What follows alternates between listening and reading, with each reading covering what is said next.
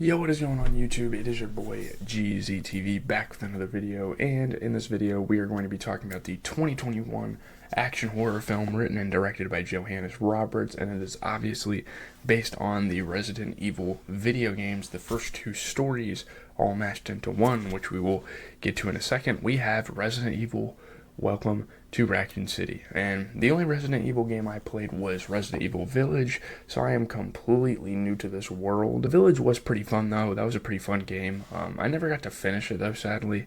A great time though. Those are really fun games, I can tell. Will this movie motivate me to check out the other games? I mean, I guess you never know.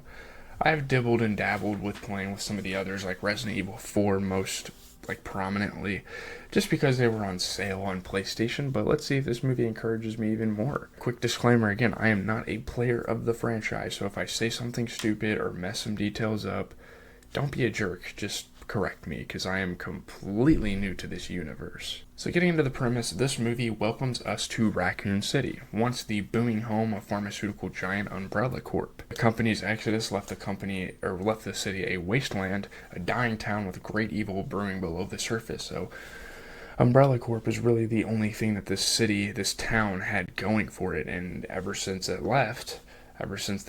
moved operations, there's something going on.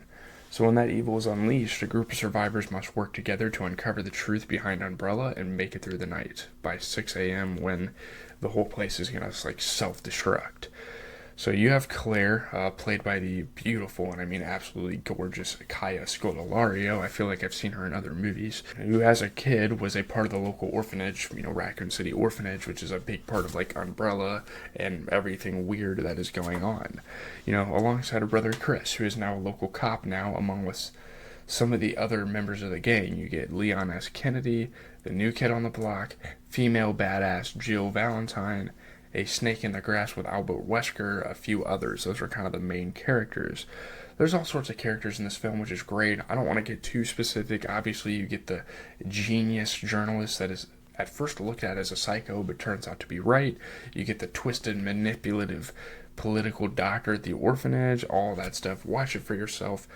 We're just going to get to strictly my thoughts. If you want to get a plot line, either read it online or actually watch the movie. So getting into the good, in terms of the vibe of the movie and the aesthetic and the camera shots, it has a very video game nature. And again, I have never, probably never will play the other Resident Evil games, if I'm being honest. I feel like in a sense it pays its respects to the gaming world in general, with all of the cartoony looking monsters, the camera shots, the color palette.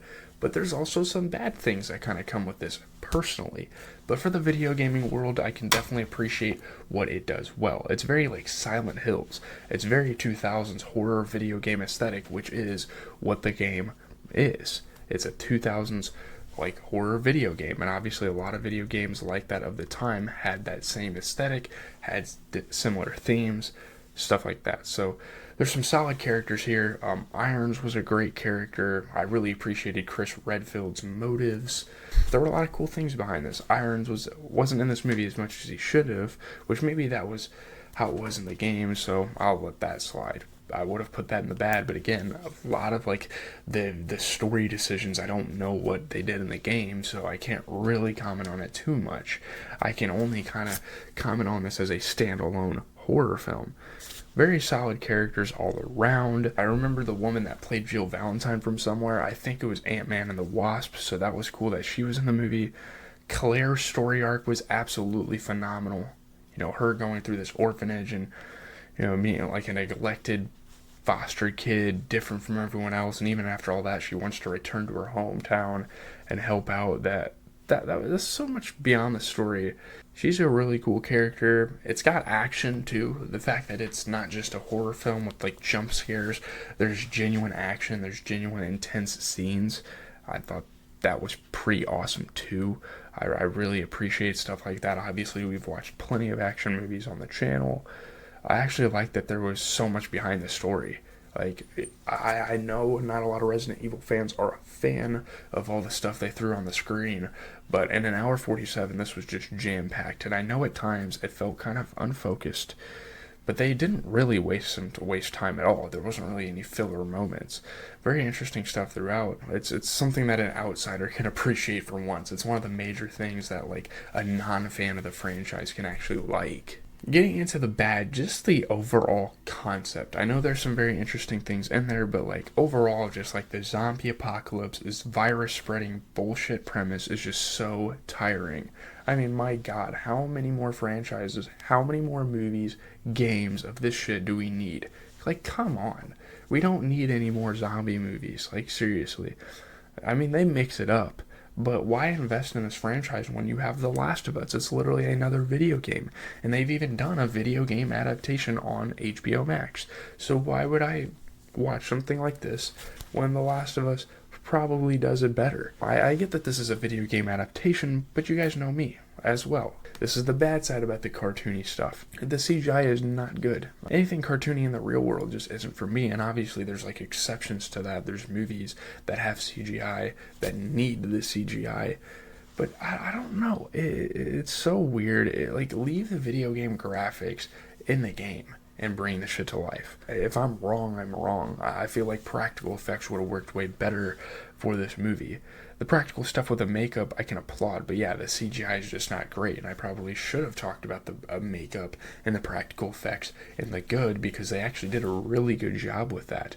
But the CGI just was not needed. Some of the creatures looked really stupid. Like, sure, it's a video game, but the bad thing is that this doesn't seem to have a future as a reboot franchise with multiple movies in it, which I think was kind of their motive for this movie. They wanted to have more than just one reboot film.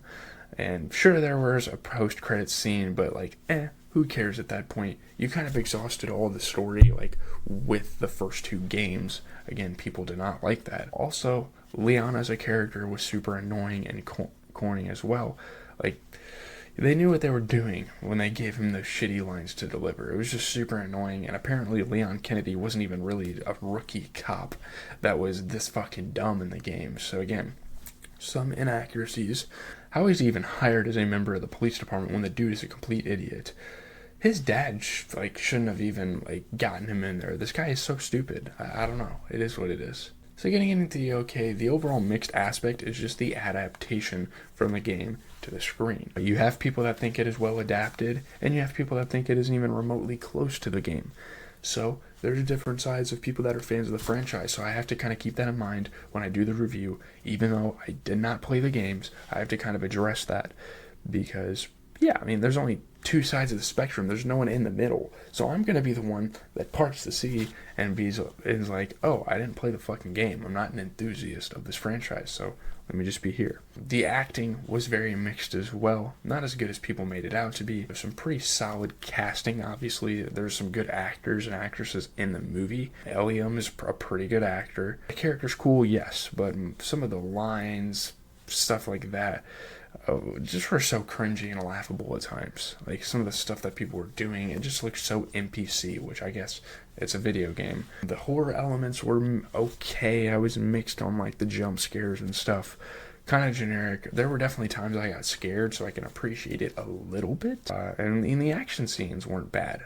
The utilization of light was fun to watch. Just the overall way they portrayed the action scenes, I was mixed on as well. There were some cool scenes, and there were some where it's like, okay, we know how this is going to end. Yeah, it's pretty expected. Going along with the acting and the lines, I just don't really like the goofy lines that are supposed to be comedic in this film. Is it needed for the fans of the franchise? Sure. Sure, this franchise, from what I've heard, definitely has some comedic flair to the video game, but as just a standalone film, I'm not a huge fan of some of the stupid shit that is said. It's like fourth grade humor. It's like, I don't know. It didn't work out for me. The Wesker twist was a mixed aspect as well. It was sort of cool with him getting out of Raccoon City through this underground cult, but I've heard people say he is extremely inaccurate to the game, so that's another thing I have to keep in mind. That was a cool twist, but it still was kind of annoying as well. So let's just get into the review. Pull up the tier list. It is review time. I believe this is our first middle of the pack movie on the channel, on any of the playlists that we've been doing recently where I've been actually editing videos. There's certainly other movies where I would put probably below this, This movie's a 5.4 out of 10. I know that is extremely low, but it's fun. It has a lot going for it, sure. But for me, not being invested in the deep down Easter eggs, not being a fan of the franchise, and just the acting not being all that special, I have to say, this isn't for me. I'm a huge fan of the story. Obviously the virus stuff is really kind of annoying to have, but like the motivations and like the whole Umbrella Corp stuff, if that was the only part of the movie and Umbrella Corp was, I don't know, it's super strange. This is a weird movie, very interesting for sure. This is one of the more intriguing movies I've seen on the channel, and again, maybe if I went back and actually played the games, I would like this a little more. I don't know, it's not a bad movie, it's just very average, and nothing is done exceptionally well. Of course there are some good things, it's just bleh. It's just kind of matter in the movie era space. There are twists and turns. I still feel like the whole premise is just overdone, no matter where you go with it. So expected. So I think with that being said, that is going to do it for the video, guys. Leave a like, comment, and subscribe. I am super excited to watch Suicide Squad tonight. I don't know how good of a movie that's going to be, but that's going to be the next movie to check out on the channel. And we are going to be going through all 3 of the Suicide Squad movies. So stay tuned. If you're a big DC fan, if you're a big fan of that, I have never watched these movies before. This is going to be a first-time watch for me. So make sure you check out the videos when they come out. Again, NCAA content. 2K just released an insane blog. I might get the game. I don't know. Have a good rest of your day.